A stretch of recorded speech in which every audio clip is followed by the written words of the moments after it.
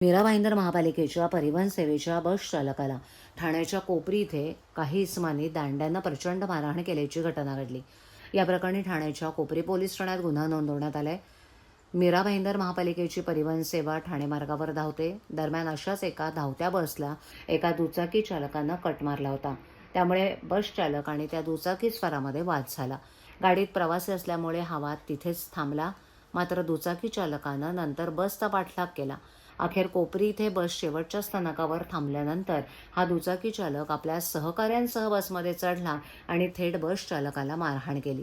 यावेळेला त्यांनी लाकडी दांड्यानं हल्ला केला। इतकंच नव्हे तर आरोपींनी चालकाला उचलून खाली रस्त्यावर आणलं। त्यावेळेला डोक्याला दुखापत झाल्यानं चालक बेशुद्ध पडला। मात्र आरोपी तिथेच थांबले नाहीत, त्यांनी वाहकालाही मारहाण केली।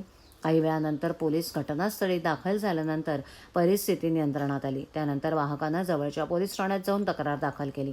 तसंच पुरावा म्हणून बसमधील सीसीटीव्ही कॅमेऱ्याचं फुटेजही दिलं। त्यावरून पोलिसांनी आरोपी निलेश शिंदे आणि त्याच्या सहकाऱ्यांविरुद्ध खुनाचा प्रयत्न, शासकीय कामात अडथळा इत्यादी विविध कलमांखाली गुन्हा दाखल केलाय।